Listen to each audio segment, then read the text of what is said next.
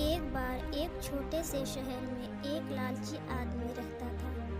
वो बहुत ही धनी था, लेकिन इसके बावजूद भी उसकी लालच का कोई अंत नहीं था। उसे सोना और कीमती वस्तुएं काफ़ी प्रिय थी, लेकिन एक बात ज़रूर थी कि वो अपनी बेटी को किसी भी चीज़ से ज़्यादा प्यार करता था। एक दिन उसे एक परी दिखाई दी। जब वो उसके पास आया तो उसने देखा कि पेड़ की कुछ शाखाओं में परी के बाल फंस गए थे। उसने उसकी मदद की और परी उन शाखाओं से आज़ाद हो गई। लेकिन जैसे जैसे उसका लालच हावी हुआ, उसने महसूस किया कि उसके इस मदद के बदले में एक इच्छा मांगकर वो आसानी से अमीर बन सकता है। यह सुनकर परी ने उसे एक इच्छा की पूर्ति करने का मौका भी दिया।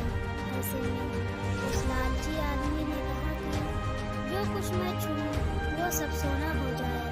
बदले में यह इच्छा को भी उस परी ने पूरी कर दी थी। जब उसकी इच्छा पूर्ण हो गई, तब वो लालची आदमी अपनी पत्नी और बेटी को अपनी इच्छा के बारे में बताने के लिए घर भागा।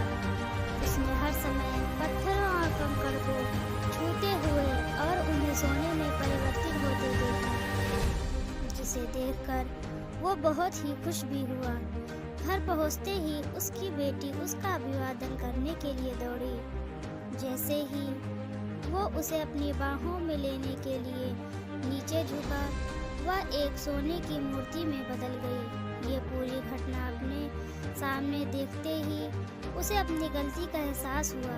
वो काफ़ी ज़ोर से रोने लगा और अपनी बेटी को वापस लाने की कोशिश करने लगा।